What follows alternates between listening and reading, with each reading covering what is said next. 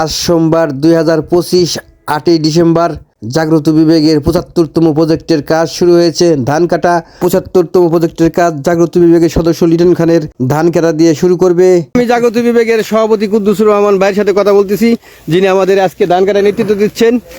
ধন্যবাদ। আমাদের আজকের এই প্রচার সম্পাদক জামাল, যিনি আমাদের সব কাজ প্রচার করে থাকেন জাগ্রত বিবেকের সেই প্রথাগত নিয়মে আমরা আজকে ধান কাটা অভিযানে আমাদের জাগ্রত বিবেকের সদস্য লিটন খানের ধান খেতে সবাই উপস্থিত।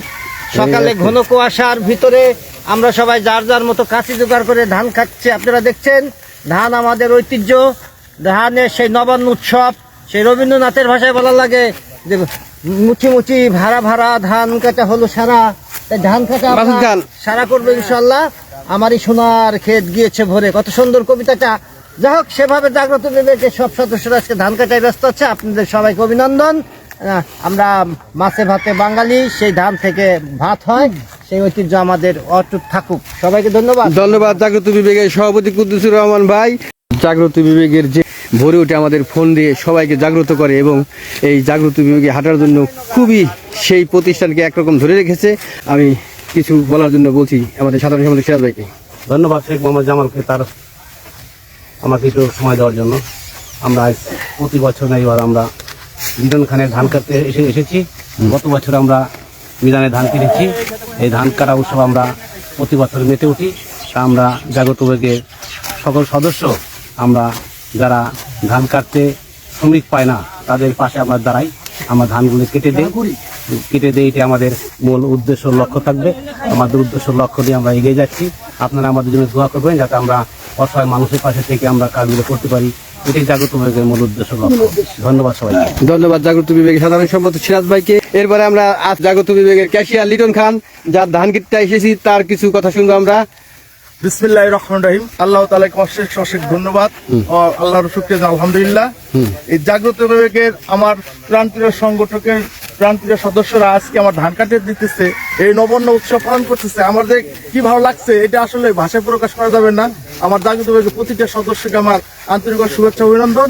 তারা যেন সবসময় এরকম পরের, আসলে আমরা সবসময় অপরের পাশে থাকি, যতটুকু পারি সাহায্য সহযোগিতা করি।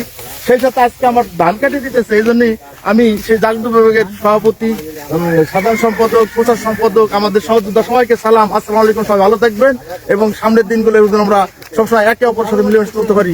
আল্লাহ হাফেজ। দেখতে পাচ্ছেন মোহাম্মদ নুরুল ইসলাম শিকদার, জাগ্রত বিভাগের সদস্য। আমরা প্রতি বছরের ন্যায় থেকে ধান কাটতে আসতেছি। ধন্যবাদ।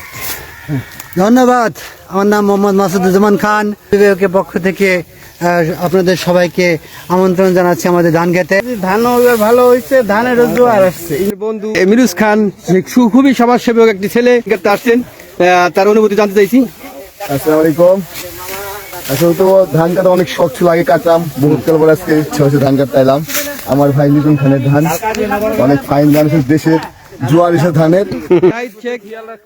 হ্যাঁ, এবার ধানও সুন্দর হয়েছে, ধানের জোয়ারও আইছে।